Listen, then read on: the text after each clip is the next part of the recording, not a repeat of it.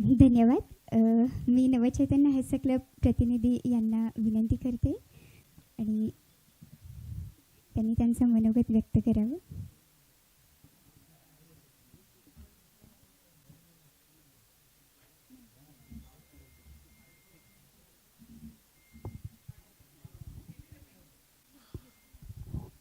नमस्कार मंडळी. मी विठ्ठल काटे, संस्थापक अध्यक्ष नवचैतन्य हास्ययोग परिवार. 1995 साली मी रिटायर झालो गव्हर्नमेंट पॉलिटेक्निकमधनं. रिटायर झाल्यानंतर काहीतरी उद्योग म्हणून हास्य चळवळीकडे वळलो आणि पुण्यामध्ये पहिला हास्य क्लब संभाजी पार्कमध्ये सुरू केला. खूप छान प्रतिसाद मिळाला. लोक एकत्र यायला लागले. त्यांचा मी व्यायाम घ्यायला लागलो. 2 आले, 4 आले, 2 पासून सुरुवात झाली. 2 आले, 4 आले, 50 झाले, 100 झाले, 400 लोक झाले माझ्या भोवती. आणि रोज सकाळी त्यांचा छानपैकी पिटीचा व्यायाम, त्याला मी प्राणायामाची जोड दिली पुढे. आणि पुढे हास्य प्रकार आम्ही सुरू केले. त्याच मदन कटारिया, डॉक्टर मदन कटारिया ज्यांनी हास्य क्लबची सुरुवात केली भारतामध्ये, त्यांची ओळख झाली. त्यांच्यामुळे त्यांच्या बऱ्याचशा कॉन्फरन्सला मी माझी हजेरी लावली आणि तिथे हास्य प्रकार शिकलो. आणि ते हास्य प्रकार आमच्या हास्य क्लबमध्ये पुण्यामध्ये आम्ही सुरू केले. ते लोकांना खूप आवडले. हास्य एक उत्तम औषध आहे, लक्षात घ्या.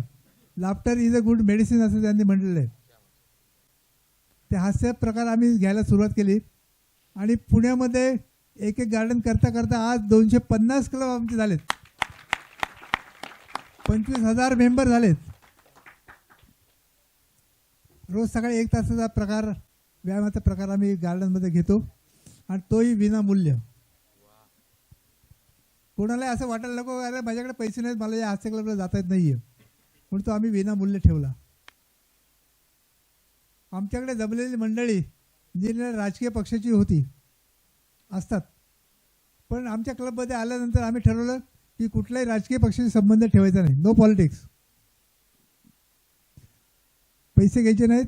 नो पॉलिटिक्स, नो मनी, असं मी ठरलं. आणि अजून एक लक्षात आलं की आपल्या क्लबमध्ये येणारी मंडळी येणाऱ्या जातीची, धर्माची आहेत. नो रिलिजन, नो धर्म, सगळ्यांनी एक आहे असं वातावरण आपल्या क्लबमध्ये ठेवायचं असं ठरलं. No money, no politics and no religion असं आम्ही तत्व ठरवलं. आणि गेले 30 वर्ष आम्ही हे काम करत आहोत.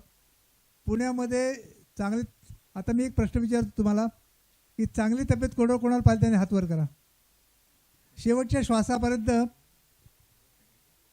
आखरी श्वास तक तब्येत अच्छी पाहिजे आहे. कोण किसको चाहिए वो हाथ ऊपर करे.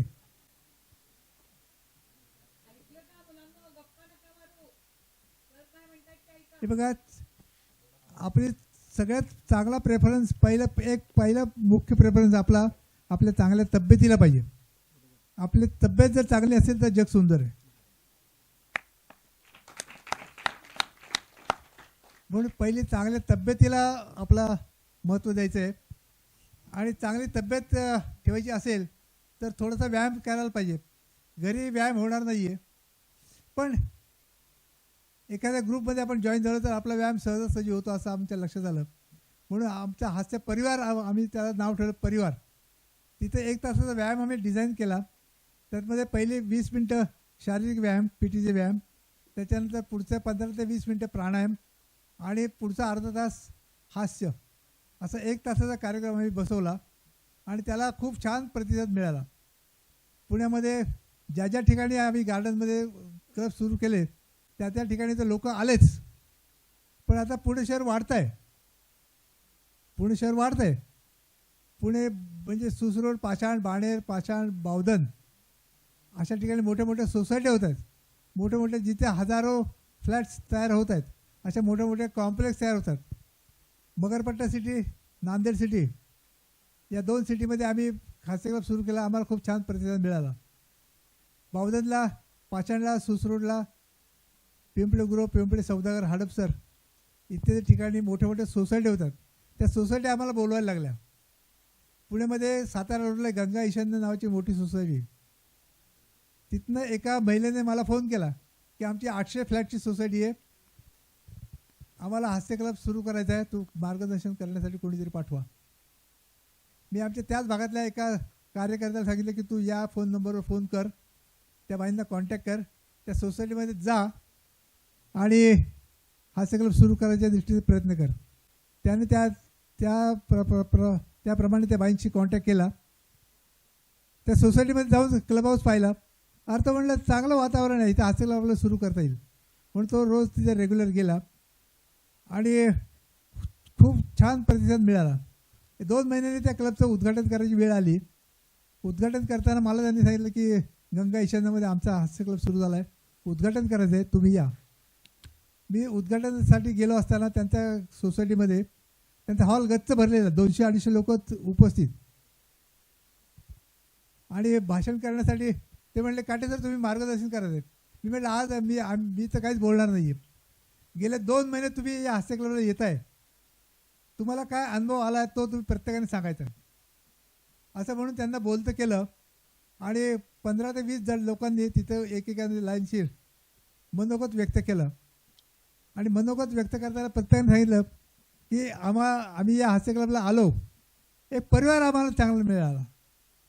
आमच्या घरामध्ये माणसं कमी झालीत, बोलायला कोणी नाही आहे. आज घराघरामध्ये माणसं कमी झालीत. पूर्वी वाडा सिस्टीम होती, त्यामुळे अंगणामध्ये लोक एकत्र यायचे, गप्पा मारायचे, जेवायला एकत्र यायचे, झोपायला एकत्र यायचे, म्हणजे एकमेकाशी संबंध होता.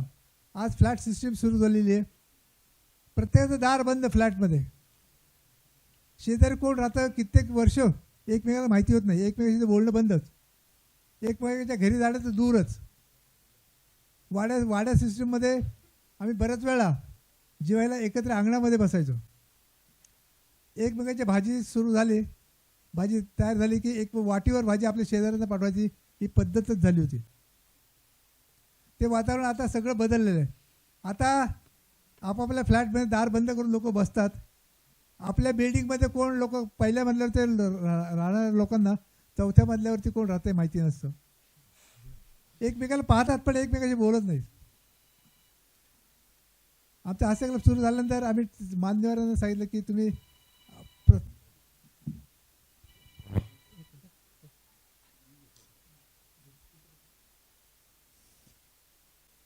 तर त्या दिवशी